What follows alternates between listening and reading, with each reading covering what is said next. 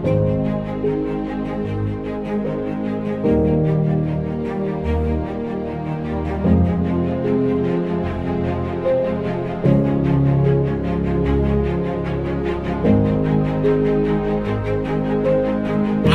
bir nömrəli Candargöl kurğanlarında qazıntı işlərini yekunlaşdırmaq üzrəyik. Əslində ərazidə 2 kurğanda qazıntı işləri aparmışıq. Və ən maraqlısı ondan ibarətdir ki, kurğan 3 kameradan ibarətdir.